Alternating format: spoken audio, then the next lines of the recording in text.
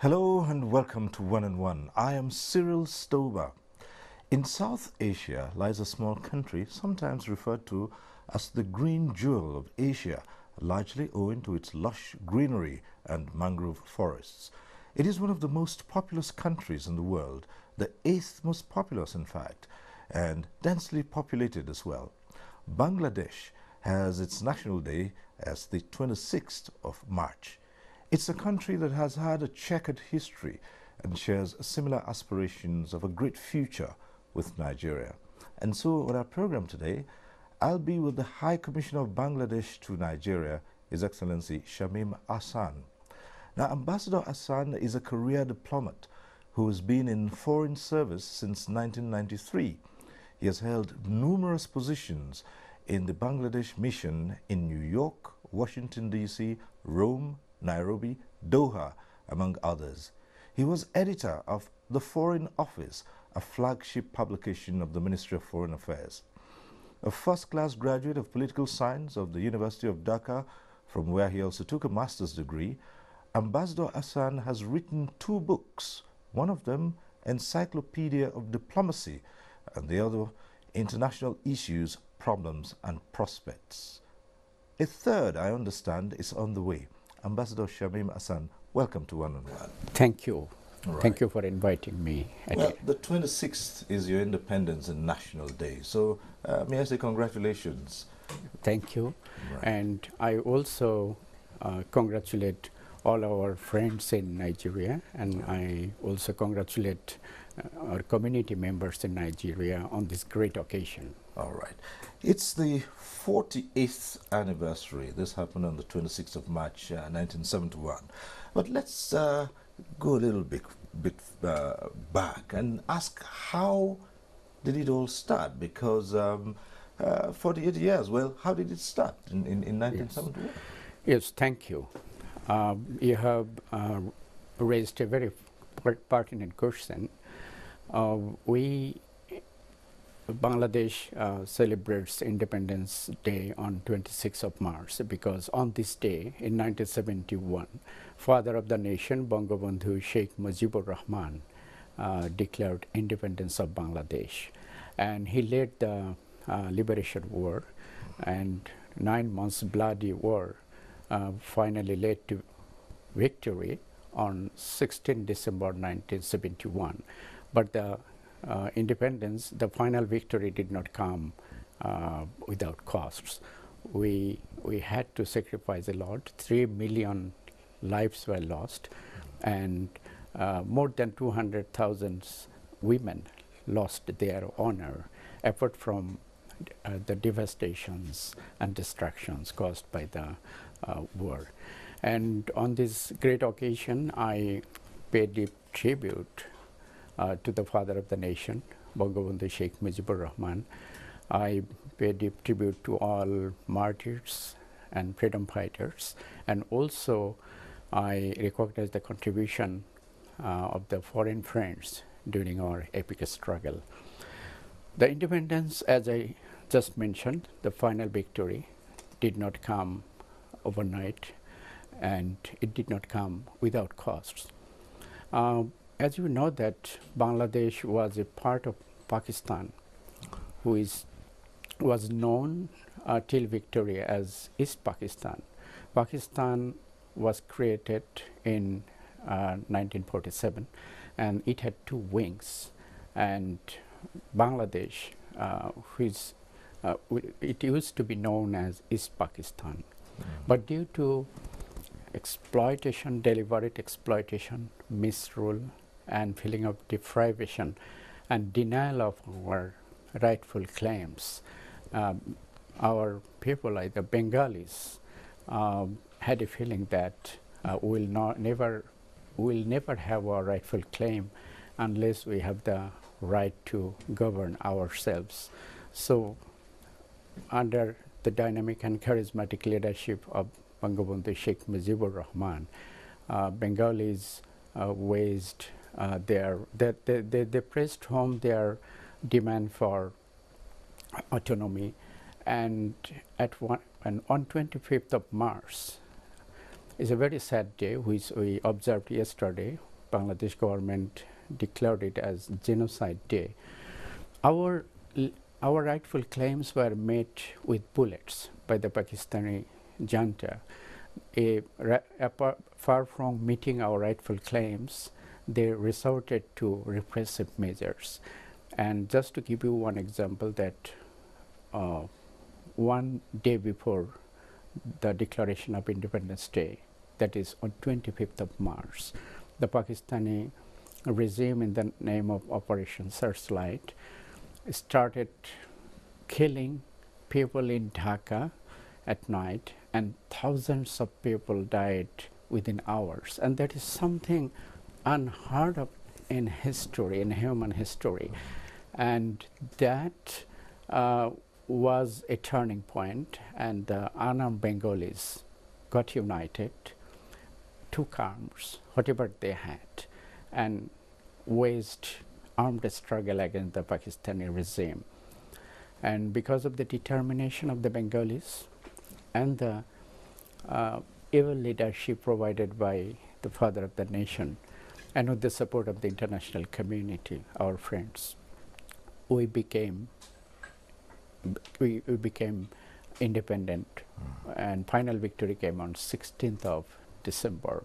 So this is in short how we became independent and what prompted us to become an independent country. Now Bangladesh is well respected among the Committee of Nations. Right.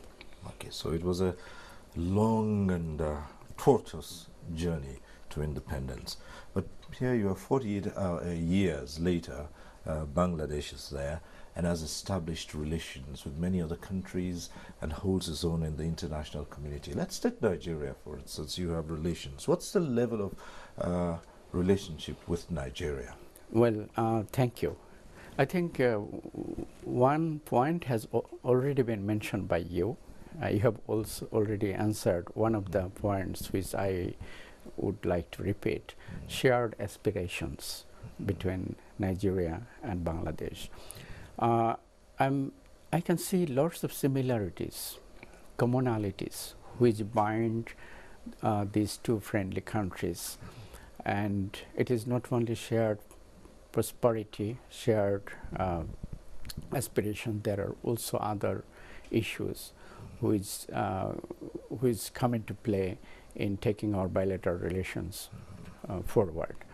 Let me tell you that Bangladesh and Nigeria enjoy very cordial bilateral relations, and both are members of UN, Commonwealth, D8, and NAM, and they share almost similar views, or I can say similar views in international fora.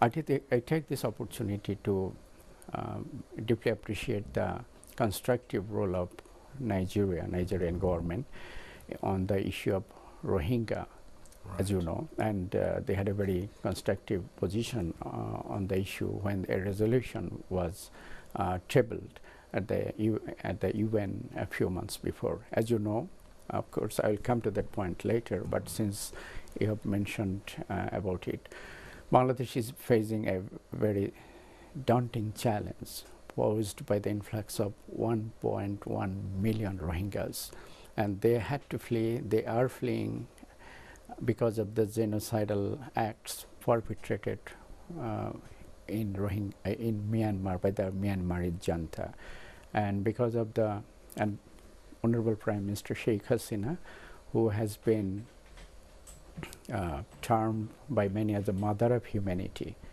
because of her generosity in hosting 1.1 million Rohingyas. So we appreciate the position of Nigeria.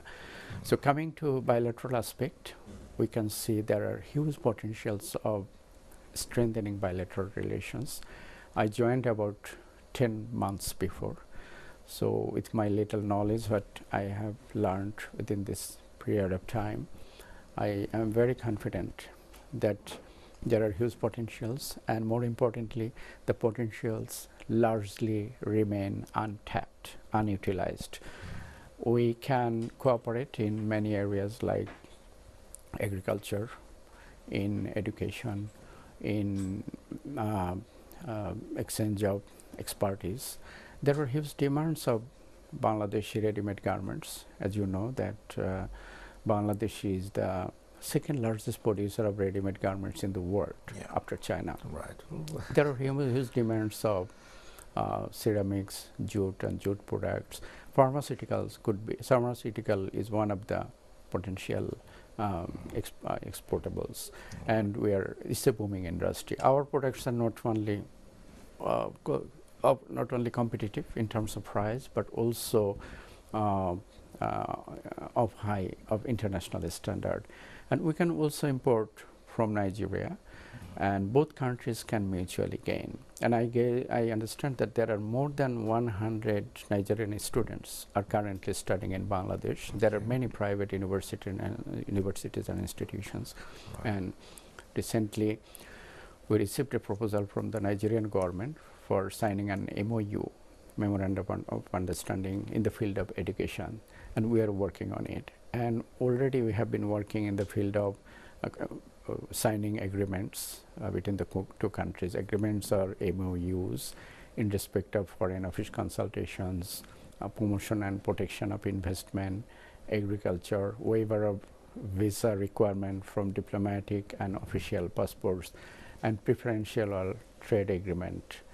These are the important areas, but we can expand our relationship. All right. So let's say it's looking up a bit, and we can expand and improve on those relationships. So you've already started talking about some of the areas we'll go into: agriculture and the textile and garment industry. But before we come to that, let's spend a little time on the political structure, the governance structure of Bangladesh. It's a parliamentary democracy, and you have is the multi-party system that you have there. So let's talk a little bit about that. Thank you.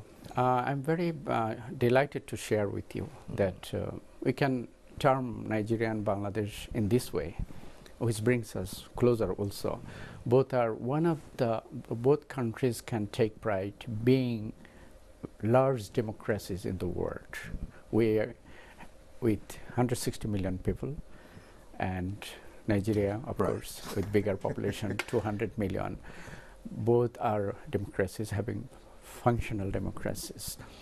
Ours is a parliamentary Westminster type of democracy, and we have recently we had parliamentary election 30th December, just a few months before, and Honorable Prime Minister Sheikh Hasina, who happens to be the daughter of the father of the nation, Bangabandhu Sheikh Mujibur Rahman.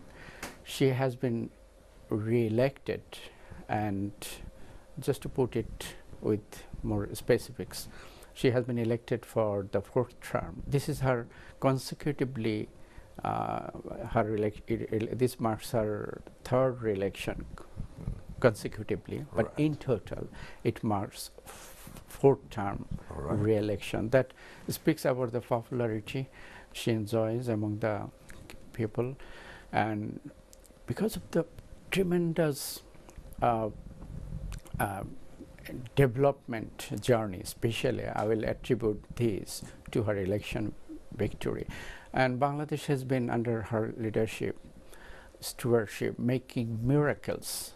If I can just share with that, because these are very related to election. Under her leadership, coming back to your point, that we have a parliamentary system.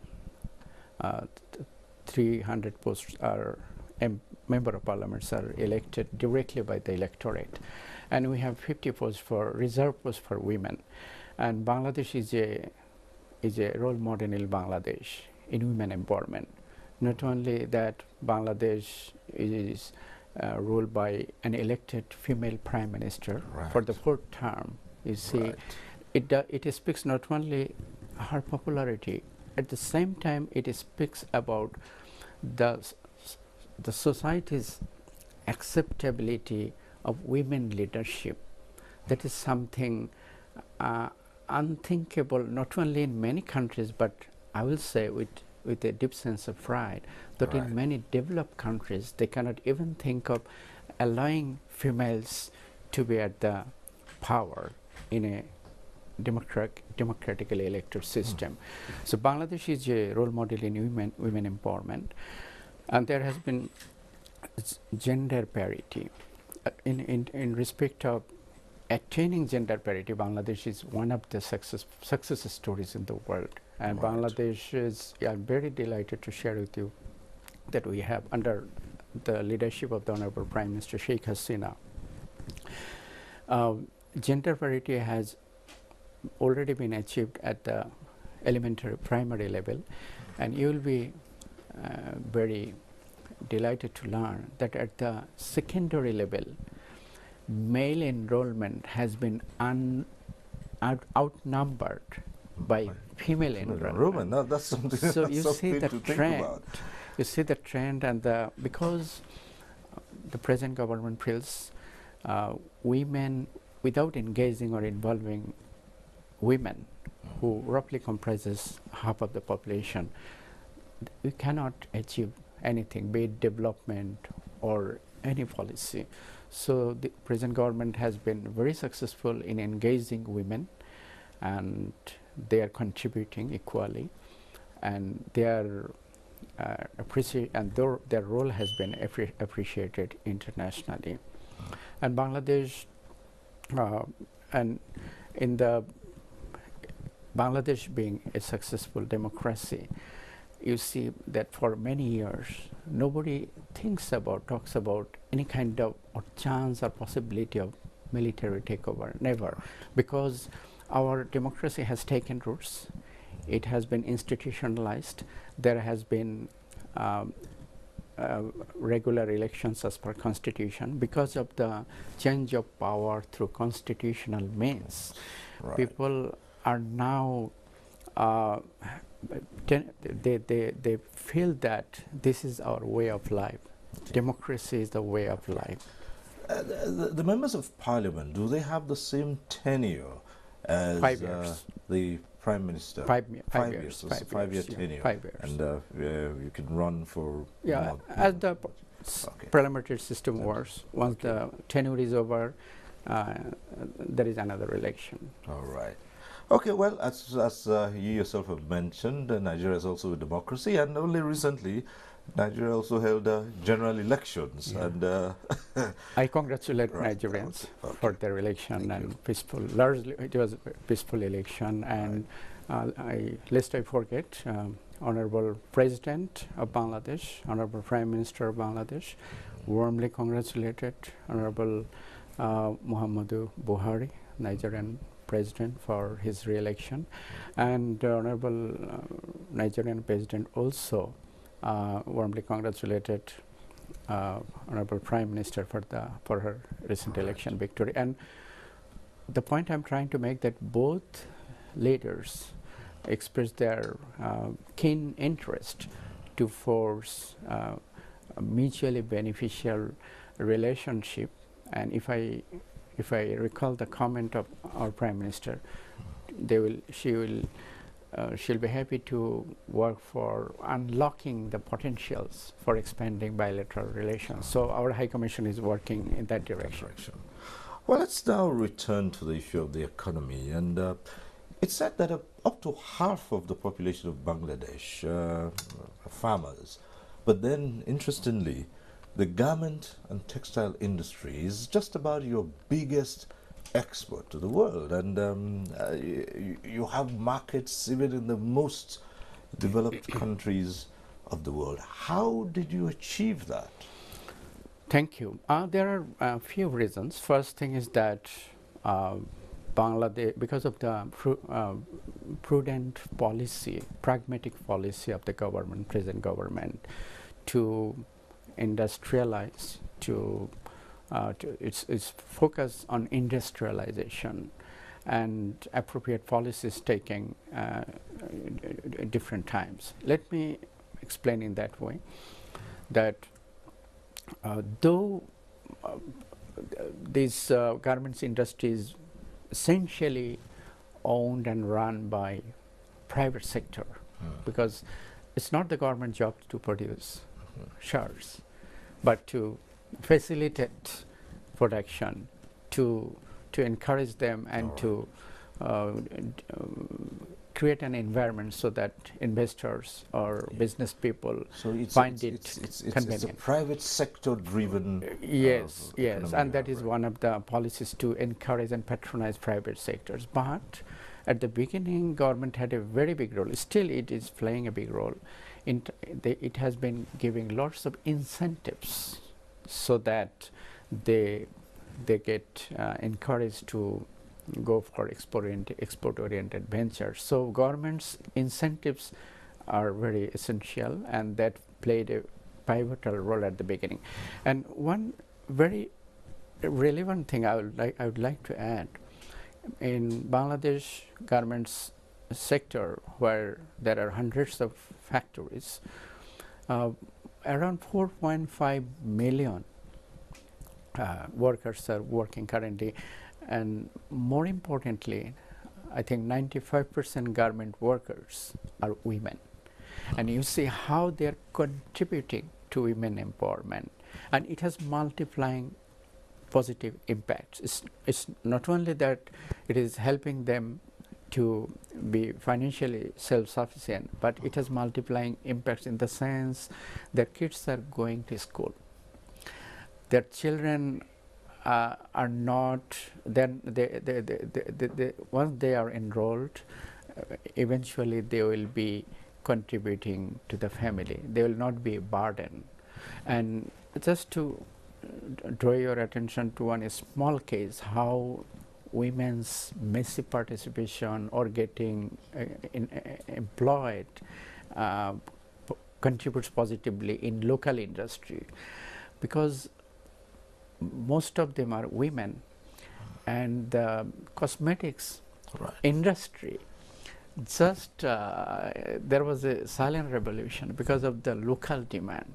So it's not that they're contributing in export, it's also, just giving one example, it's also contributing in the expansion of local industries. And we have come to a point, I was serving as consul general in Newark before coming to this beautiful country, Nigeria.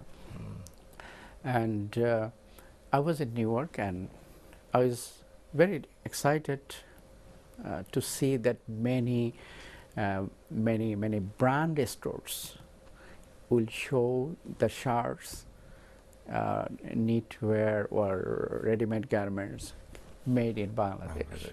It was a matter of emotion when I choose a shirt of good quality and take it, have a closer look, and I see made in Bangladesh. And same with pharmaceuticals, it's coming out in a big way. It is one of the booming industries, and our pharmaceutical products are not only of international quality but of very competitive price. So garment industry, but government is not only,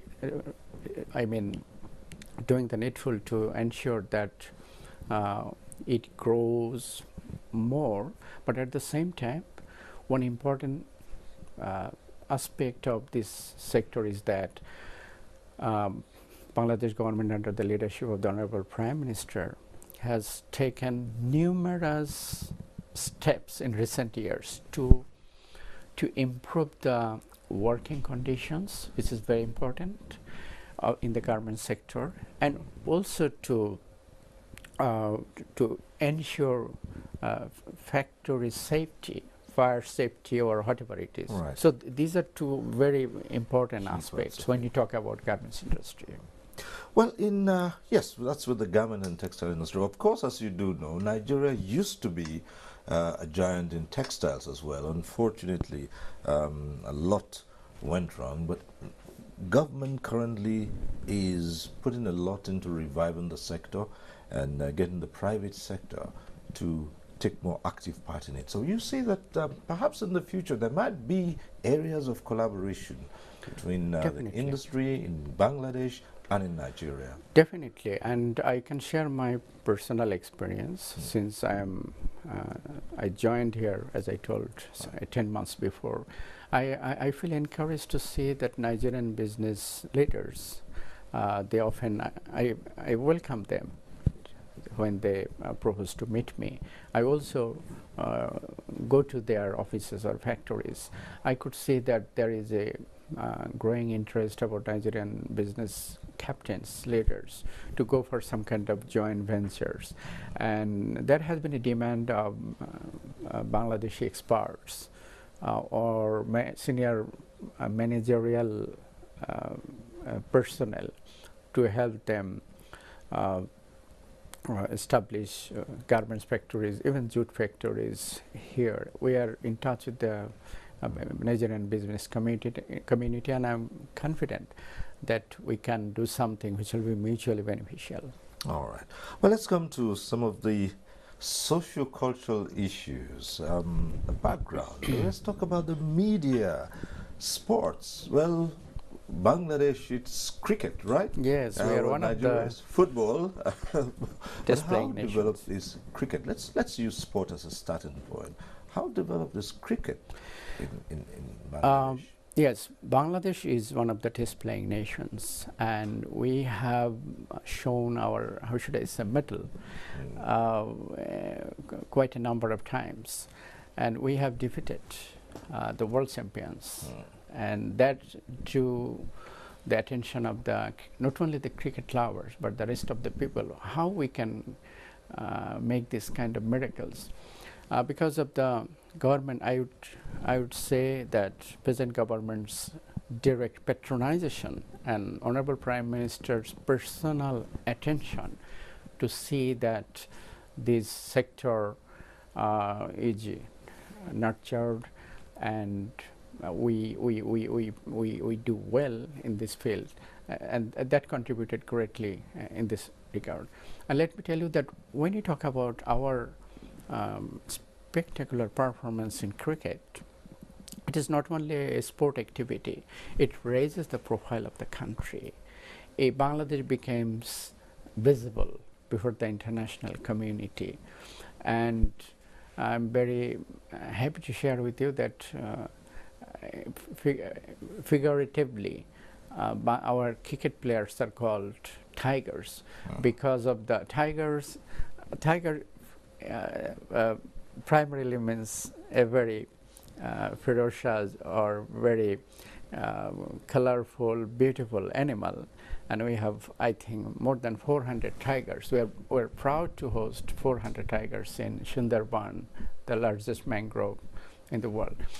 But because of their performance and their strength like tigers, our cricket players are fondly called by all as tigers. So, and because of the government patronization, and because also our players' commitment, high professionalism, and people's support and love, we have come to this stage. And we hope, and Honorable Prime Minister, and we also hope that one day Bangladesh will make a mark in the form of becoming world champion. I hope those days are not too far. Well, now I brought this up because I want us to look at the role of sport in nation building. Now, Bangladesh, 98% of the population are Bengalis.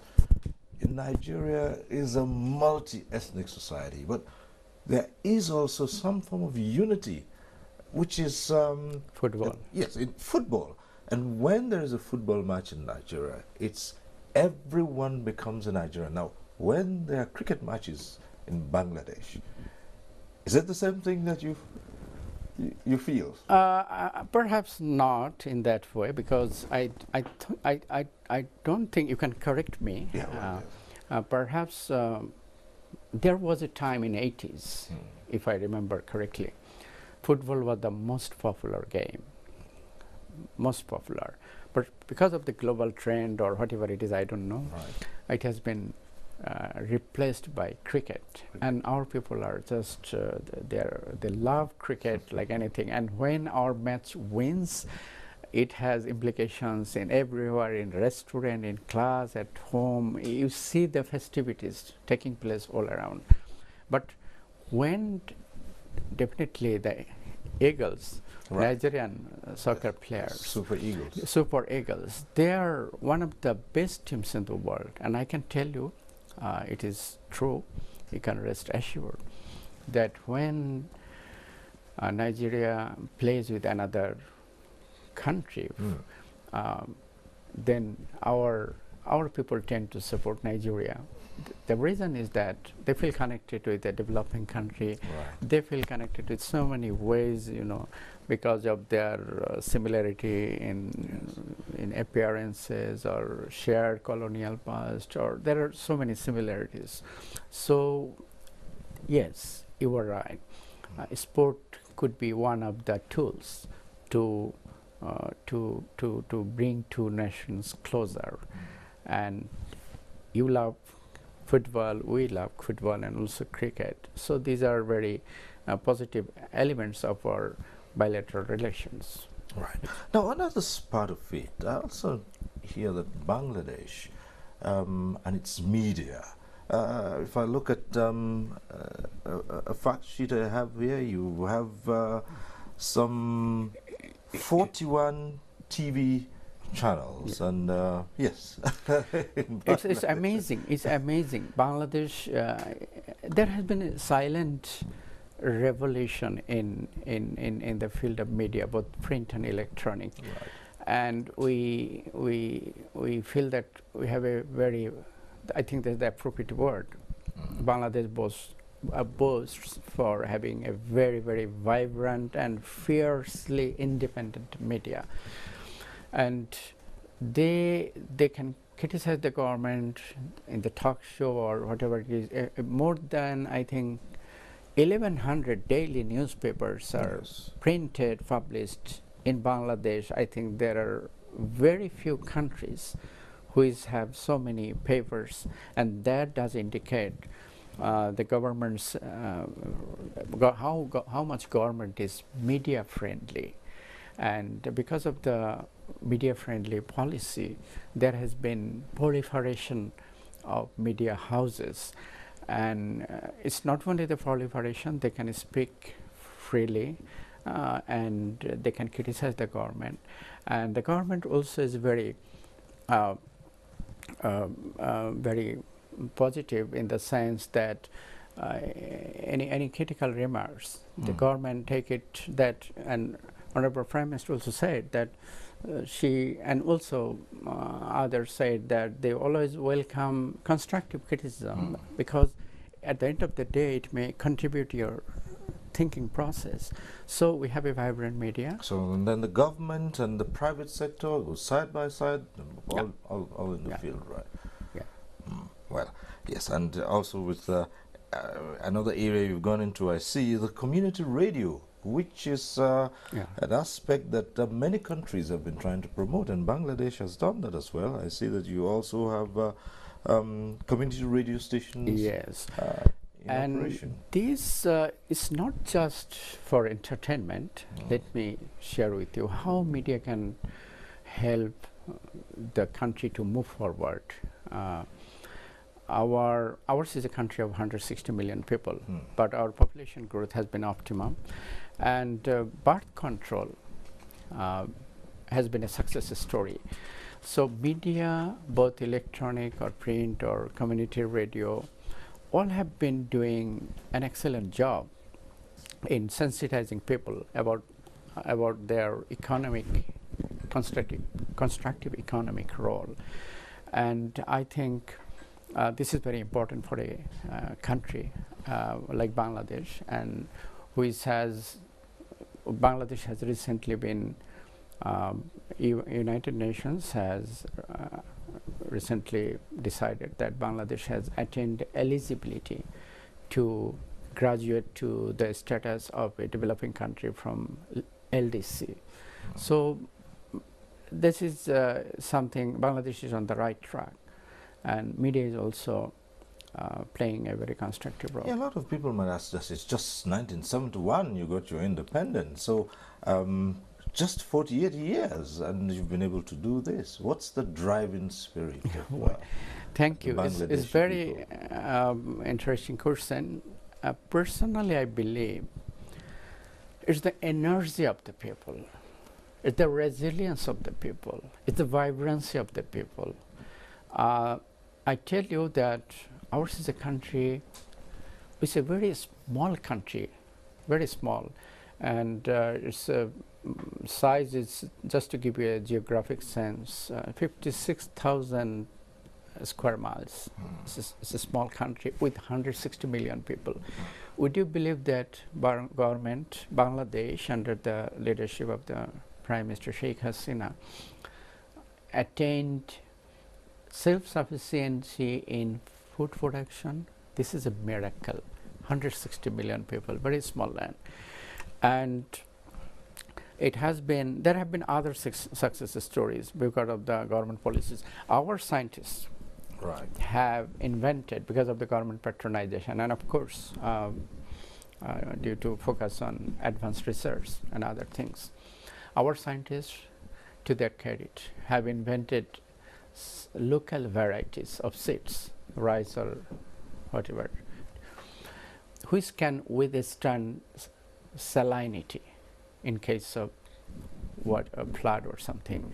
They have invented some special varieties which can stand water logging during flood. This is something revolutionary, because we are a flat front country. Bangladesh is one of the climatically one of the most vulnerable countries, low-lying countries. So this has greatly contributed in attaining food autarky. That is there, and we are one of the largest producers of vegetables, mangoes, fish. In many respects, now Bangladesh stands at a point where we can claim to be one of the largest, sort of. I mean, as I mentioned, fish, vegetables, mangoes, and of course, rice. It's interesting, now that you mention it, let's just take a little bit of that. It's interesting because of the location of Bangladesh. It's prone to flooding and of course cyclones, and these are disasters. But how do you cope with this? How has Bangladesh been able to face these challenges and evolve and still make something out of a precarious position in being a low-level country? Yes, I have raised a very pertinent question. I will look at it in this way, both negatives and positives. Factually speaking, Bangladesh is, as I just mentioned, is climatically one of the most vulnerable countries, one of the most flood-prone countries. This is one thing we cannot control. This is the reality. But at the same time, we have another identity. We have a face. We have another face before the international community. Bangladesh is a role model in fighting climate change. So we are a country regarded globally vulnerable to climate change, vulnerable to flood. That is there. We have no control. But at the same time, because of the government's initiative and support by the people, and also NGOs have a role, we are globally regarded as a role model in fighting climate change. Let me explain how it works. In adaptation measures, mitigation is not, as of today, a major issue as the issue of adaptation is. Bangladesh has done, I mean, something, it has very impressive record in fighting climate change in the form of adaptation measures. Just for example, constructing cyclone centers. It's not, the government has made numerous cyclone centers. It's not cyclone centers to be used when people need to be relocated. Not only that, it has a very intelligent way it's being done. It's usually used as schools. It has high high-rise constructions. It is usually used as schools, but at the time of cyclone or any climatic disaster situation, they are, and we have attained global recognition in terms of disaster preparedness, because we live with cyclones, we live with natural disasters. So over the period, we have learned how to live with nature.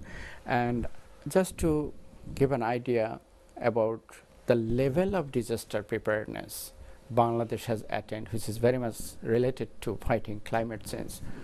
I remember it is 2006.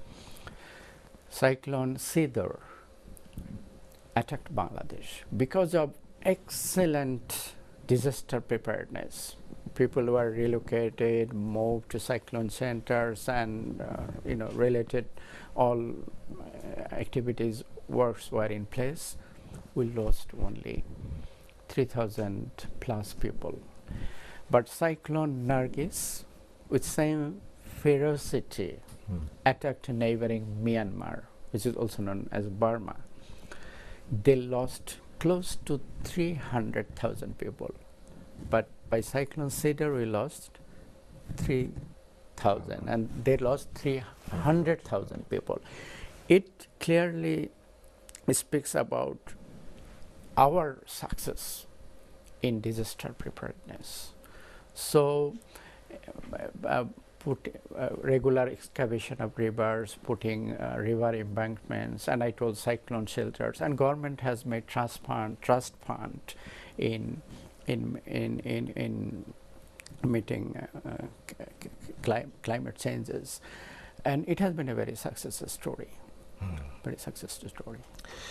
Now, well, Bangladesh, of course, is a member of the international community, just like Nigeria, and we share a membership of the Commonwealth and such other bodies. But the world today is facing a lot of challenges. We've just talked about climate change. Bangladesh has risen up, because of its position, has risen up to that challenge.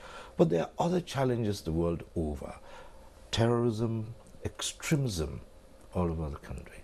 Now, has Bangladesh been in the line of these? There's also migration as well.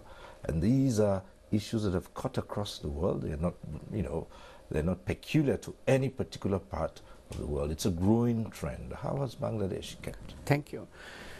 I would say that Bangladesh is, as also recognized by the rest of the world, Bangladesh is a role model in arresting extremist trends.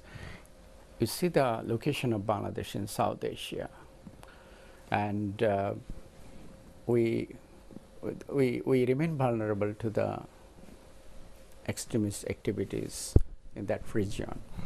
But because of the zero tolerance policy of Bangladesh under the leadership of the Prime Minister, Bangladesh remains a very peaceful country, very inclusive society. Except very few cases, you will not hear any extremist activity. And because of the zero tolerance policy, they could not survive. And there were some unrelated incidents. And the government took immediate measures.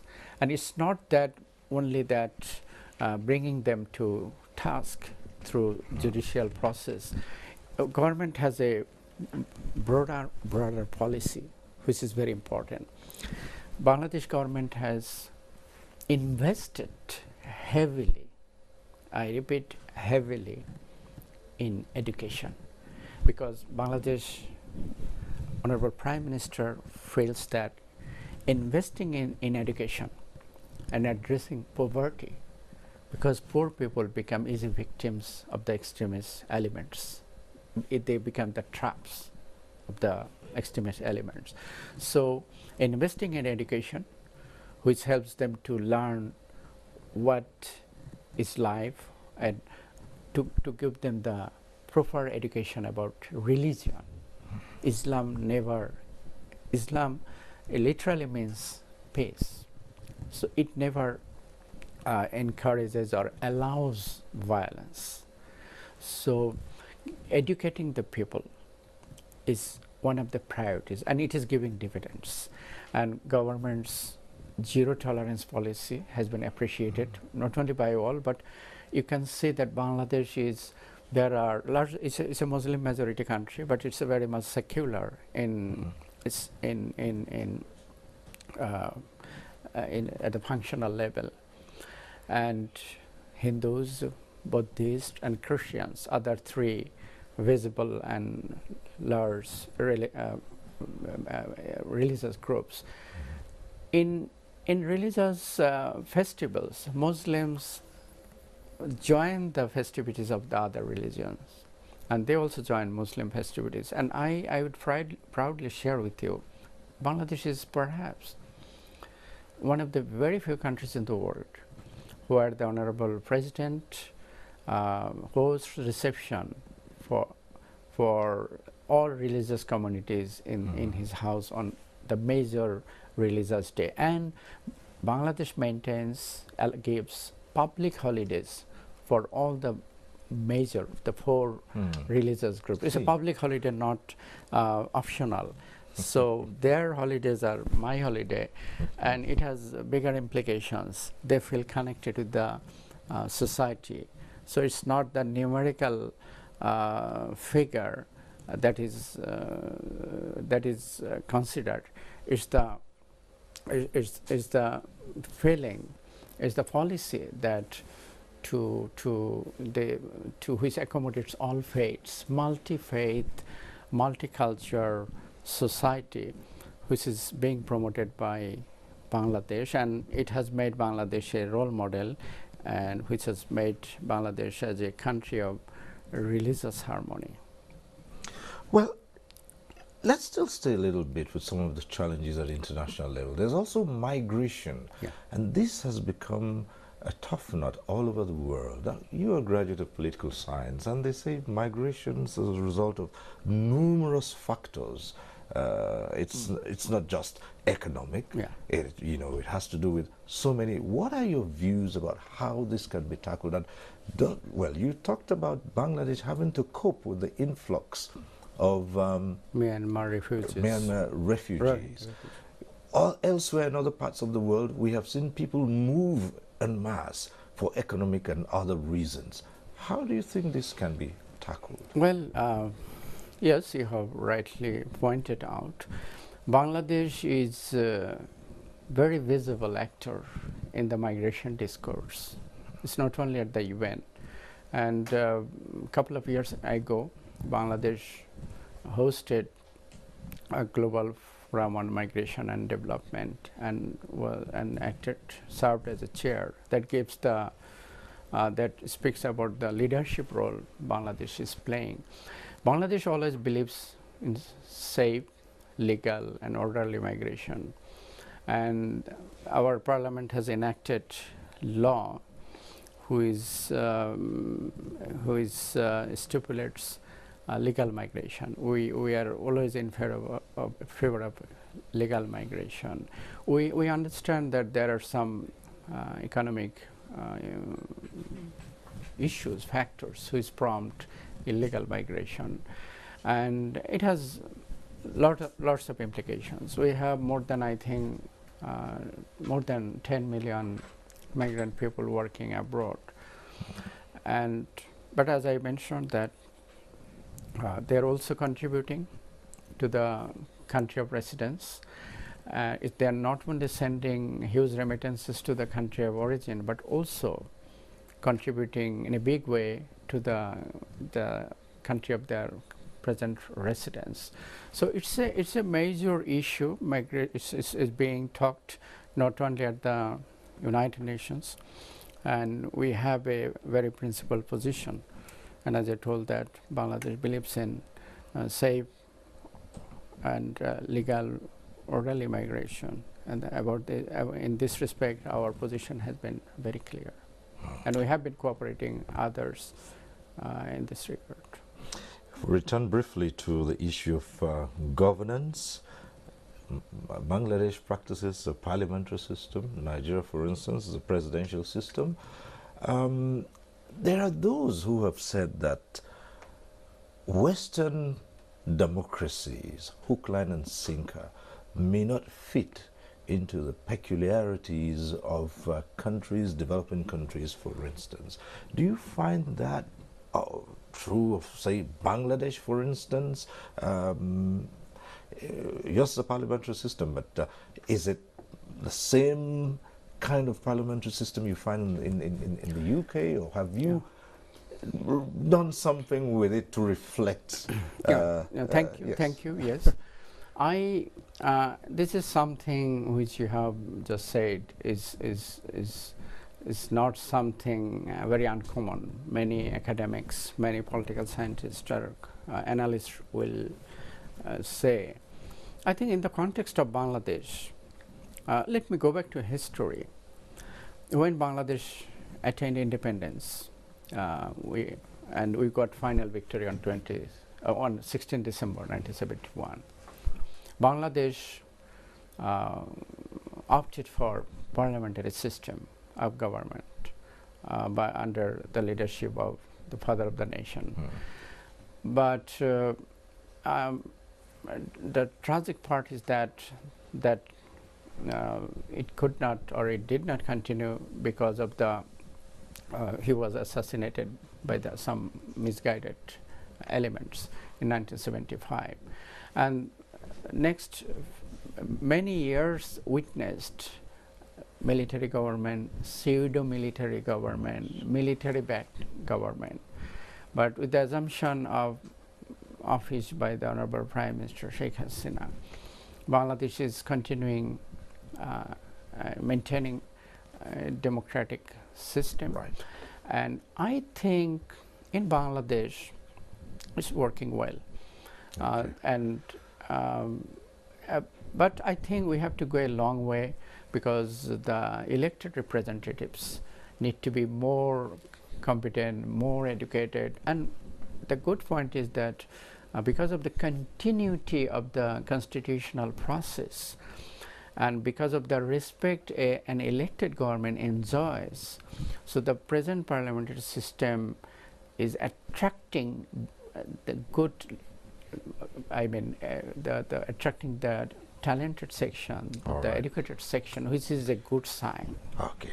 Well, on a final note, High Commissioner, as you mark your 48th independence anniversary, what do you see ahead, Bangladesh and Nigeria, in the years coming? Yeah. I congratulate the Nigerian friends, and I think when we celebrate this great day, we look for a new future, which will witness closer bilateral relations between the two friendly countries, closer interactions, and that will be something mutually beneficial, and I'm quite confident about that. All right. Well, Ambassador Shameem Ahsan, High Commissioner of Bangladesh to Nigeria, it's been interesting talking to you on One-on-One. Thank you for inviting me. Thank you for coming, and we hope to see you again on this forum. Thank you, and I sincerely thank NTA for inviting me. It's a very prestigious, well-respected television house, and I'll be happy to be here again. Thank All you. right. Thank you. Right. And that's our program today. We thank you for watching. Next week we'll be back with One-on-One. I am Cyril Stober. Bye for now.